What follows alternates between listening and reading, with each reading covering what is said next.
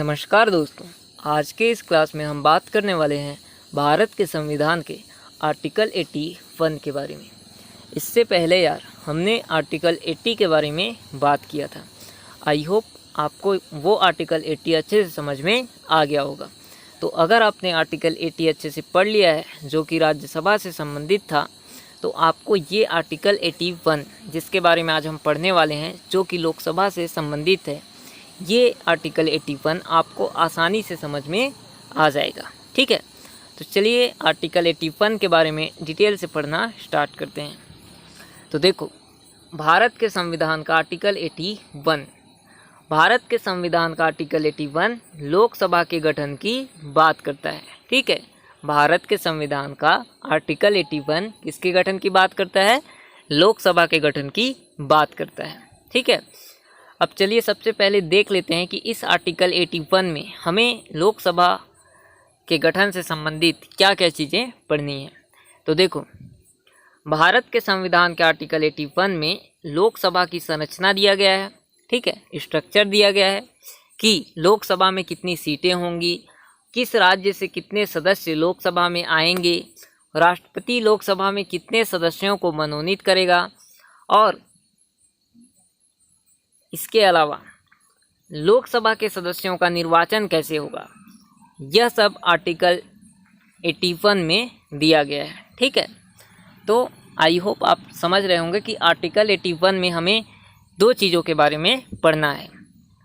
पहला, लोकसभा की संरचना के बारे में। ठीक है, पहला किसके बारे में पढ़ना है? लोकसभा की संरचना के बारे में, स्ट्रक्चर के बारे में कि लोकसभा में कितनी सीटें होंगी, राष्ट्रपति लोकसभा में कितने लोगों को मनोनीत करेगा, और इसके अलावा लोकसभा के सदस्यों का निर्वाचन कैसे होगा।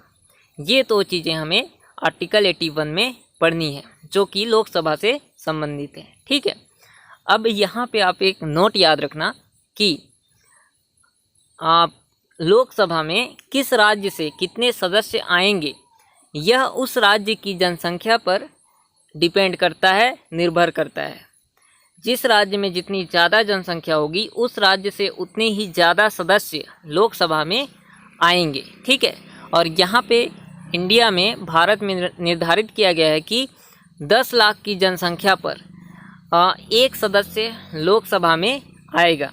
ठीक है, तो ये नोट आप अच्छे से ध्यान रखेंगे। ठीक है, और यहाँ पे जो जनसंख्या का आधार लिया गया है वो 1976 के जनसंख्या का आधार लिया गया है। ठीक है, और क्यों लिया गया है ये मैं आपको पीछे जब राज्यसभा मैंने आपको पढ़ाया था तब मैं आपको अच्छे से इसके बारे में बता चुका हूँ। ठीक है, तो चलिए अब इस आर्टिकल 1 के बारे में अच्छे से आगे हम पढ़ते हैं, और यहाँ पे इसे आपको ध्यान नहीं देना है। ठीक है, चलिए अब आगे बढ़ते हैं। तो सबसे पहले बात करते हैं लोकसभा के स्ट्रक्चर की, संरचना की।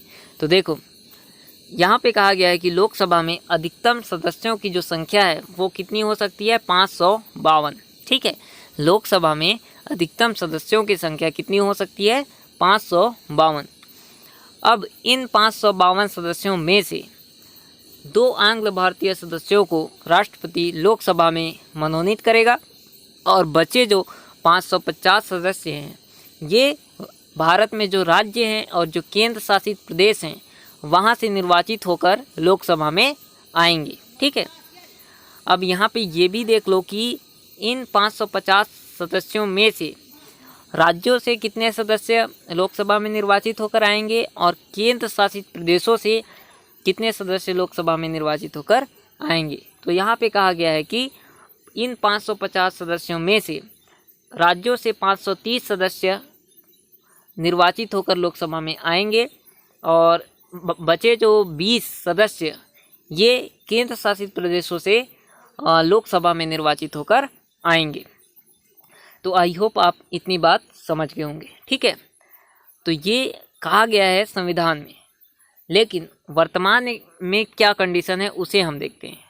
तो देखो, वर्तमान में जो लोकसभा में सदस्यों की संख्या है वो कितनी है? 545 है। ठीक है, वर्तमान में लोकसभा में सदस्यों की संख्या कितनी है? 545 है, और इन 545 सदस्यों में से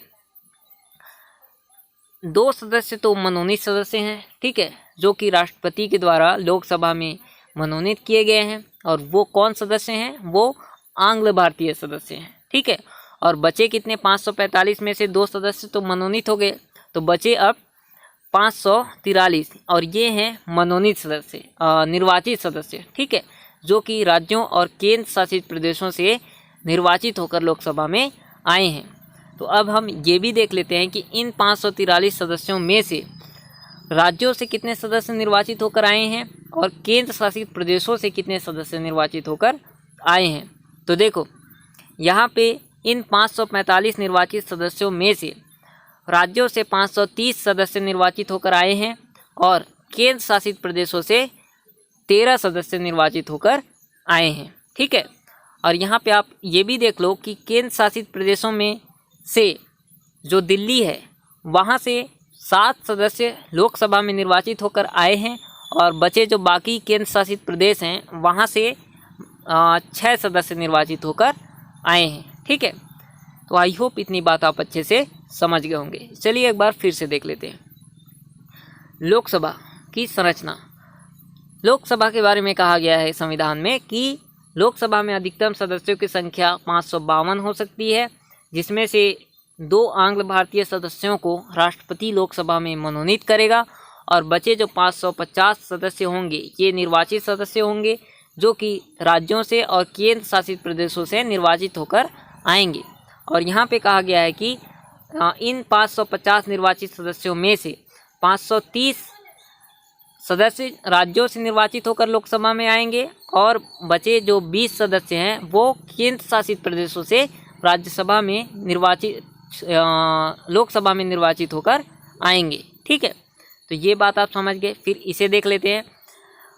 तो वर्तमान में बात करें तो वर्तमान में लोकसभा में सदस्यों की संख्या 545 है और इन 545 सदस्यों में से 2 आंग्ल भारतीय सदस्यों को राष्ट्रपति ने लोकसभा में मनोनीत किया है और बचे कितने? 543। ये 543 सदस्य भारत के जो राज्य हैं और जो केंद्र शासित प्रदेश हैं वहाँ से निर्वाचित होकर लोकसभा में आए हैं, ठीक है। तो अब बात कर लेते हैं यहाँ पे राज्यों से कितने सदस्य लोकसभा में निर्वाचित होकर आए हैं और केंद्र शासित प्रदेशों से कितने सदस्य लोकसभा में निर्वाचित होकर आए हैं।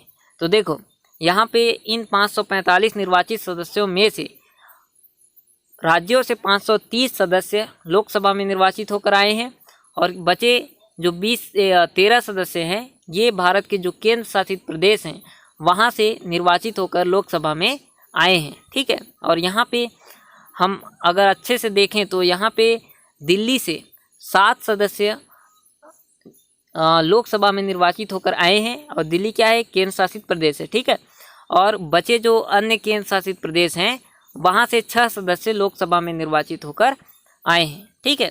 तो केंद्र शासित प्रदेशों से 13 सदस्य लोकसभा में निर्वाचित होकर आए हैं और केंद्र शासित प्रदेशों में से जो दिल्ली है वहाँ से 7 सदस्य लोकसभा में निर्वाचित होकर आए हैं और जो बचे जो अन्य केंद्र शासित प्रदेश हैं वहाँ से सब मिला के 6 सदस्य लोकसभा में निर्वाचित होकर आए हैं। तो आई होप ये लोकसभा की संरचना स्ट्रक्चर आपको अच्छे से क्लियर हो गया होगा कि संविधान में क्या कहा गया है लोकसभा की संरचना के बारे में और वर्तमान में क्या है लोकसभा की संरचना, ठीक है। तो चलिए अब आगे बढ़ते हैं। अब बात करते हैं लोकसभा के सदस्यों का निर्वाचन कैसे होता है। तो देखो बहुत सिंपल सी प्रक्रिया है लोकसभा के सदस्यों को चुनने की। लोकसभा के सदस्यों को चुनने के लिए जो प्रक्रिया है वो कुछ इस प्रकार से है कि जनता खुद वोट करती है और लोकसभा के सदस्यों को चुनती है।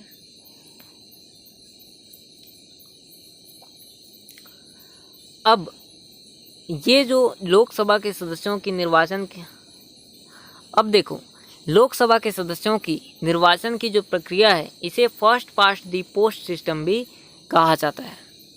मतलब पहले आओ सब ले जाओ, पहले नंबर पे आओ सब ले जाओ। इसका मतलब क्या है कि सबसे ज़्यादा वोट पाओ और चुनाव जीत जाओ, लोकसभा की सीट ले जाओ, ये होता है इसका मतलब, ठीक है। तो ये भी आप अच्छे से ध्यान रखेंगे कि लोकसभा के सदस्यों की जो निर्वाचन की जो प्रक्रिया है उसे first past the post system भी कहा जाता है। मतलब पहले नंबर पे आओ सब ले जाओ, पहले नंबर पे आओ चुनाव जीत जाओ और सीट ले जाओ, ये होता है इसका मतलब। तो लोकसभा के निर्वाचन से संबंधित जितनी भी बातें थी वो मैंने आपको अच्छे से समझा दी हैं। आई होप आप अच्छे से समझ गए होंगे। अब मैंने आपके लिए कुछ महत्वपूर्ण पॉइंट्स लिख के रखे हैं, इन्हें भी आप अच्छे से ध्यान रखेंगे। तो देखो, सबसे पहला पॉइंट, भारत के उपराष्ट्रपति की सैलरी कितनी है वर्तमान में? तो आंसर हो जाएगा आपका 4 लाख रुपए। ठीक है, भारत के उपराष्ट्रपति महोदय की सैलरी वर्तमान में 4 लाख रुपए है। अगला पॉइंट देखो, भारत के राष्ट्रपति महोदय की सैलरी वर्तमान में 5 लाख रुपए है। ठीक है, भारत के राष्ट्रपति महोदय की सैलरी वर्तमान में कितनी है? 5 लाख रुपए है, ये भी आप ध्यान रखेंगे। अगला पॉइंट देखो, भारत के उपराष्ट्रपति, राष्ट्रपति और प्रधानमंत्री की सैलरी का निर्धारण संसद करती है। ठीक है, यहाँ से भी आपके एग्जाम में क्वेश्चन पूछा जाता है, तो आप बहुत अच्छे से ध्यान रखेंगे कि भारत के उपराष्ट्रपति, राष्ट्रपति और प्रधानमंत्री की सैलरी का निर्धारण कौन करती है? संसद करती है। अगला पॉइंट देखो, ये आप जानते भी होंगे, हमारे इंडिया में हर 10 वर्ष में जनगणना होती है, तो ये भी आप अच्छे से ध्यान रखना। फिर अगला पॉइंट देखो, हमारे जो संसद है, ठीक है, वर्तमान में जो संसद है, अगला पॉइंट देखो, अभी संसद में सीटों की संख्या 1971 के जनगणना के अनुसार निर्धारित है और आगे 2026 तक यही रहेगी। ठीक है, तो ये आप बहुत अच्छे से ध्यान रखना। मैं पीछे भी आपको बता चुका हूँ कि लोकसभा में और राज्यसभा में जो वर्तमान में सीटों की संख्या निर्धारित है वो 1971 के जनगणना के अनुसार निर्धारित की गई है और आगे 2026 तक वही रहेगी। ठीक है, तो ये आप बहुत अच्छे से ध्यान रखेंगे कि अभी संसद में सीटों की संख्या 1971 के जनगणना के अनुसार निर्धारित है, जो कि 2026 तक वही रहेगी। और क्यों ऐसा किया गया है ये मैं आपको पीछे बता चुका हूँ, तो आप इसके बारे में अच्छे से जानते होंगे। तो ये था यार आज का हमारा आर्टिकल 81। आई होप आपको ये आर्टिकल 81 बहुत अच्छे से समझ में आ गया होगा। तो मिलते हैं अगले क्लास में अगले आर्टिकल 82 के साथ। तब तक के लिए धन्यवाद।